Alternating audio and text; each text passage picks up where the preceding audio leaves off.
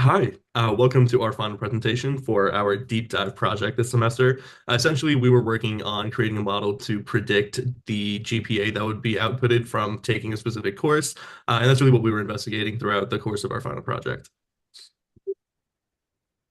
So diving a little bit deeper into our motivation was a little bit twofold. Firstly, we wanted to focus on helping students and in picking their classes.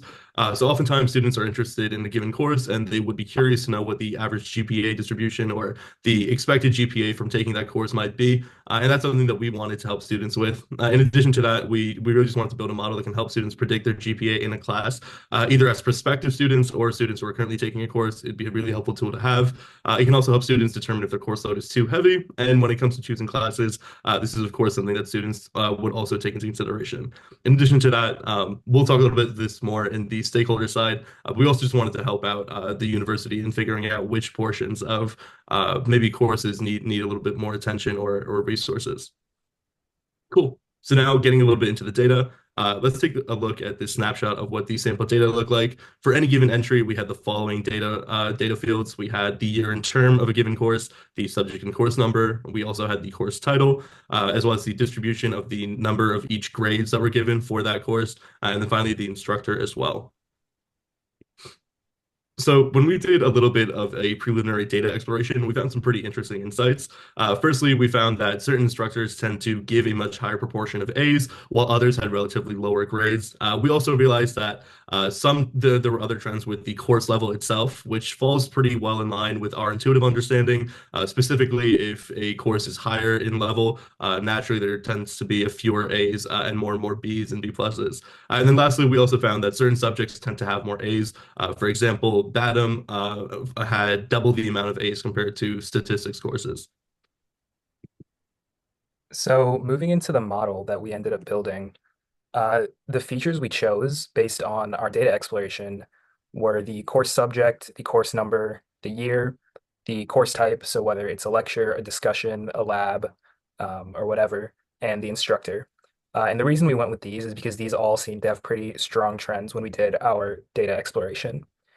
Now, because each class or each course had its own distribution of grades, the way we labeled our data was by choosing the average grade, or rather the grade closest to the average grade for the class. So even if the average was just under an A minus, we would label it as an A minus. And because a lot of the features were strings, for example, AAS or 2023-spring, the model couldn't directly work with this kind of data. So this was one of the very first challenges we had, is that we had to manipulate the features with a PyTorch label encoder to create numerical encodings for all of these features. And so our input data was actually the X encoded. And then moving into the model itself, it was three fully connected PyTorch layers and a dropout layer between the first and second. We tweaked the value of dropout, and we'll talk a little bit about that later.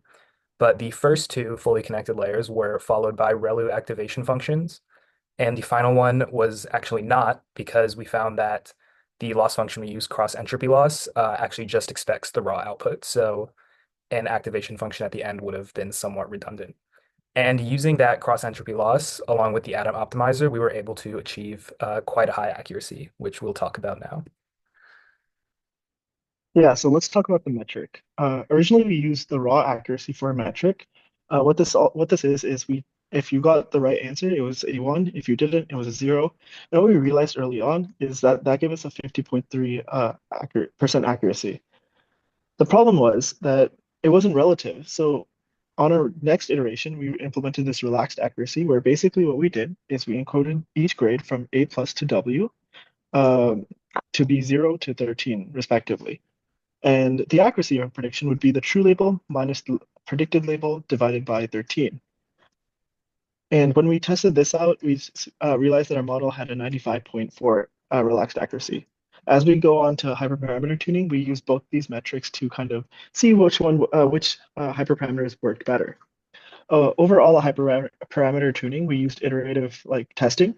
And so with many batch size, we saw that there's no really significant change in either accuracy metric. Strict accuracy did seem to fall a little bit, and relaxed accuracy just kind of stayed the same throughout. With the optimizer choice, we saw that clearly that Adam was the best choice of optimizer as we expected. And the dropout rate was optimal at 0.5 for the strict accuracy, although when we looked at the relaxed accuracy, it was not significantly affected. And we kind of put all these together along with the optimal learning rate we found at 0.001 to create our final model. I'll let Ritvik talk about the conclusions from our project. Yeah, so now that we built and trained this model, we wanted to first figure out which of these features that we were training it on had the most impact. So what we saw that across all the different letter grades, the primary instructor had the largest contribution to that student's grade.